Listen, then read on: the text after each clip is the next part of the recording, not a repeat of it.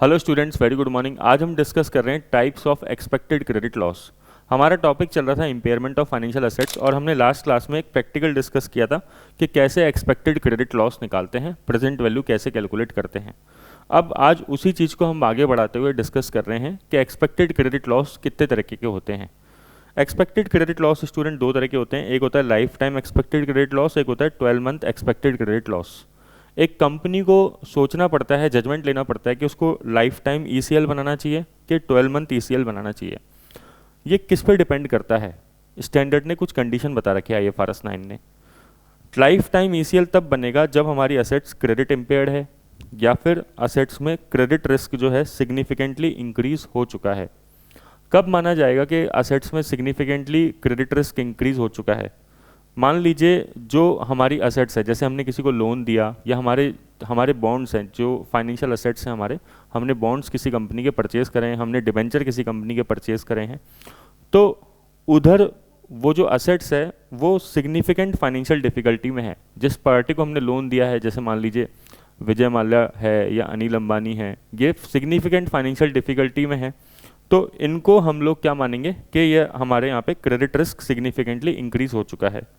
या फिर कोई ब्रीच ऑफ कॉन्ट्रैक्ट हो चुका है, ठीक है ना, उन्होंने पेमेंट देने से कभी मना कर दिया हो, उनका चेक कोई बाउंस हो गया हो, ठीक है ना, तो उसे क्या बोलेंगे? Breach of contract. या फिर डिफ़ॉल्ट इन पेमेंट, वही बात हो गई कि डिफ़ॉल्ट हो गया पेमेंट के अंदर। डेट रीस्ट्रक्चरिंग, ऐसी कंडीशन आ गई कि जो बोरोवर है हमें उसका डेट रीस्ट्रक्चर करना पड़ रहा है। जिस पर्सन ने लोन दिया है ना, वो उसको डेट को रीस्ट्रक्चर कर रहा है। या फिर बैंकरप्सी प्रोसीडिंग्स चालू हो गई है उस पर्सन के अगेंस्ट में, जिसको हमने लोन दिया था उस पर्सन के अगेंस्ट में बैंकरप्सी प्रोसीडिंग चालू हो गई है।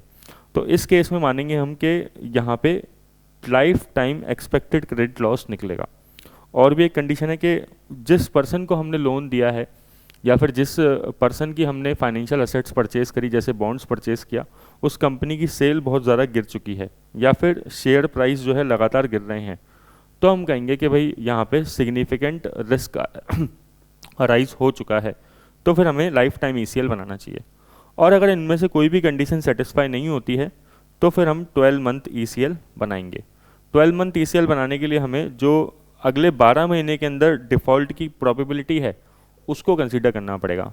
अब एक बात और इम्पॉर्टेंट है स्टूडेंट, अगर मान लीजिए किसी पर्सन ने 30 डेज से ज़्यादा पेमेंट देने में डिले कर दिया, 30 डेज ओवरड्यू हो गया उसका पेमेंट 30 डेज से, तो हम उस केस में लाइफ टाइम ईसीएल बनाएंगे ही।